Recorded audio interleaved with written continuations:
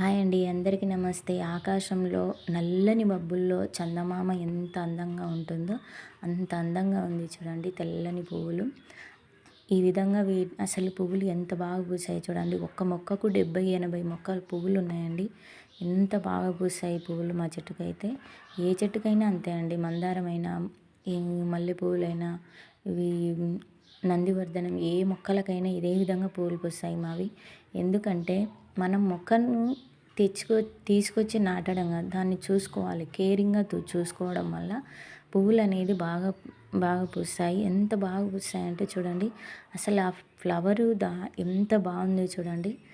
ఈ విధంగా పూయాలి అంటే ఖచ్చితంగా మీరు బియ్యం కడిగిన నీళ్ళు ఇంట్లో వాడుకుంటారు కదా, వాటిని బియ్యం కడిగిన నీళ్ళని మొక్క మొదట్లో పోయడం వల్ల బాగా పనిచేస్తాయండి.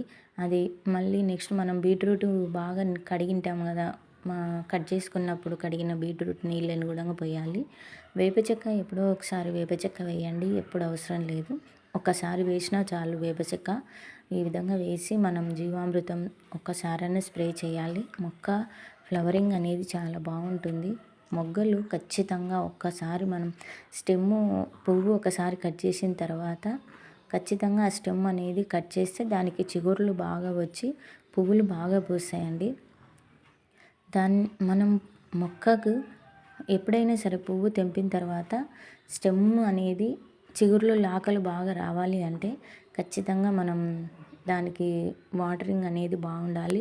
చిగురింగ్ వచ్చేటప్పుడు వాటరింగ్ లేకుంటే వాడి పట్టిపోతాయి. చాలా బాగా వస్తాయండి పువ్వులు. ఈ టిప్స్ పాటించారంటే మీ మొక్కకు కూడా చాలా బాగా పువ్వులు పూస్తాయి. థ్యాంక్ యూ సో మచ్ అండి. నచ్చితే లైక్ చేసి సబ్స్క్రైబ్ చేయండి. మన ఛానల్లో గార్డెనింగ్ గురించి మొత్తం ఉంటాయి.